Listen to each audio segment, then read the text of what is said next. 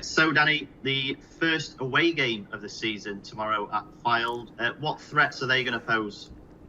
A team probably similar to Dorking with the mindset of underdogs and no fear. Although I don't think their two tactical approach to the game will marry up. I think that obviously they won the league not comfortably, but 4 points I suppose is you could say is pretty comfortable, near 100. They had a great season with Adam Murray. So I think the way they play is slightly different to what Dorking did. But they will sort of come at us. We'll have probably, and I mean this respectfully, probably have more fans than them in the stadium, which I think happened a lot of times this season. I think there's a real feel-good feeling around the place with everyone getting behind the team, even people who probably haven't done in recent years are suddenly really getting behind us. So I think we're taking about 1,400 supporters. Place to be rocking.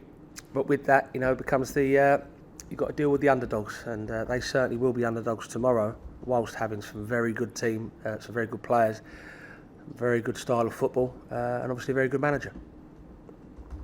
Is it always a bit of an unknown test when you're facing a newly promoted side so early on in the season? Yes, I mean the Fylde of recent years obviously it's with Fylde. I remember was with Dave Challoner for years with Danny Rowe, and they were a very strong team, and they certainly played a certain brand of football. Obviously, and being out the league for a couple of seasons, haven't seen as much of them as we would have liked. But in terms of footage and research, they're the same with us. We're really going on their game at Maidenhead in a couple of pre-season games. So, like ourselves, they could change and do anything. They've been playing with a big lad, Amateo, up front, who people probably remember from Kings Lynn, season before last, who's a handful, and Nick Horton, who's been one of their main players for years now, who's a real creative little attacking number 10. So physically they're big. They mix their game up well, which is what I like. They play some good football, then they might go a bit longer. They're good at set pieces, so there'll be a massive threat all over. But like I say continuously and repeatedly is if we turn up, we'll be all right. If we don't, it'll be a really tough day. Now that the dust has settled on that first win against Dorking, have you had a few sort of video sessions to dissect what went on that mad weekend? Yeah, obviously, like I said to you after the game, we go over it. The gaffer does that. We'll do it meticulously on the Monday and Tuesday the following weeks, and I think you look back and, like I said to you after, the thoughts haven't changed. We won the game, so that was deserved because the result don't lie. But we don't want to be conceding 3 goals at home every week. So those things have been analysed and worked on. Doesn't mean that it's a magic wand and we don't have any problems ever again in games. I'm sure we'll encounter many problems and there'll be mistakes at Fylde. But I suppose the moral of the story is make less mistakes than the opposition. I think we did that against Dorking. We've got to try and do it against Fylde, and we've got to do it continuously to have any joy in this league. The manager doesn't change a winning team, but when you concede 3 goals, is it a bit more of a conversation whether you stick or twist for the following week? Yeah, I think it is. I think if we'd won 6-0, no one sort of even questions anything like that. When you can see 3 at home, of course there's going to be questions and opinions, and that's what's so great about football. That's why we all love it. So, yeah, whether it be the same team or not, time will tell. But yeah, listen, I'd be lying if you said if you won the game ever so comfortably, didn't concede, scored every chance. There's no real decisions to be made. So yeah, I'm sure things will be spoken about, and whatever will be will be.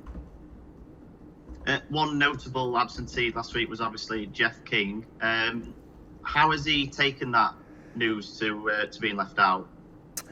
As Jeff does, just trains properly, professionally. Obviously disappointed that, like any player would be, that you're not playing, that you're not in the lineup or on the bench. So yeah, really professional boy. And like I said to you before, they're a really good set of lads here. And when you tell someone they're not in the team, you don't expect them to leave the room skipping and whistling, but you expect a certain level of professionalism, and Jeff certainly shown that, and I'm sure he'll continue to show that whether he's playing or not. In terms of the health of the squad going in tomorrow then, have you got anybody missing? No, not as it stands. We're okay. At the minute it's just Bailey Clements. which we're hoping will just be a week away or so, because Shay had such good pre-season, but then Brandon come in and did well against Dorking. So, yeah, 2 for every position at the minute. It's only that left-back one we're a little bit short. Hopefully Bailey will be back next week training to do some light stuff. One topical discussion from last weekend was, of course, the amount of added time. Do you think that it's time that 5 subs came into the National League? I think there's a balance. I think that I was quite vocal and complained. I think it was Woking, maybe I might be wrong with that, where there was so many stoppages. It might have been Dagenham, and it was like 3 minutes added. It was just a farce because it was like at least 8 or 9. So I can't moan about that and then moan when they put too much on. At the same time, it's that balance. If lads are playing now 105, 110 minutes every week or every Saturday, the fit boys, of course they can handle it. But yeah, maybe it does raise that debate, having a few more subs that can be used where the other leagues can do it. So yeah, I think that's something to certainly moan about as we do as time goes on. I think it's a matter of time. I think what you'll find with leagues in their defence, they do things in stages with rules and regulations. They don't really like to hit us with things all at once, I suppose, in their defence. But I think going forward, I think a lot of things will change in time. But I think we'll see how we get on with this added time one, because it's happening all that, and they're sticking to it. To be fair, it is consistent. And I suppose as coaches, managers and media and fans, all we ask for is that magic word, and consistency, and they are being consistent with that. They are, what I've seen so far, being consistent with letting things go, shall we say. So they're being consistent with stuff. But, I think to be successful and to be in a position where you can have the sort of moral high ground, is you've just got to win football games and moan about it after. I think I hate it when you lose a game and you moan about the time added on or the referee. You've just got to get on with it. You've got to beat those factors to be successful and save your excuses for once you're lifting the trophy. Has there been a sort of a meeting at the start of the season amongst clubs and the National League about the possibility of 5 subs? Because I know that there usually is. I'm just wondering if they had one this year or whether they. Yeah, I went to it in, I want to say early July, mid-July, I think, and the league spoke, and the referees. Howard Webb came from the referees panel basically for the whole of the UK, and spoke really well. And I think that a lot of things I found from other coaches and managers from our league was that to have 7 subs, even if you just use 3 from them, more for the fact of that, even at our level, that the squads are getting bigger. Now, there was a time there was only 1 and 2 subs, wasn't there? So, which sadly I can remember. But I think with the day now, with the squads and the size of the squads and keeping people happy and keeping people involved, I think to have 7 would be great, would be ideal. But there wasn't much actually said about using the 5. I think probably people would want to wait and see how it unfolded with the time added on, the fatigue level it would have on the players. And at that stage of the year, obviously, we hadn't seen any evidence in that. So I think going forward, I think it was certainly more debate as time. Listen, as soon as people start getting injuries and hamstrings, you'll hear people with the reasons and the excuses on what we should be doing as a league. And then this time next year, there may be some changes. So one new incoming then in James Berry from Macclesfield. What qualities will he bring to the team?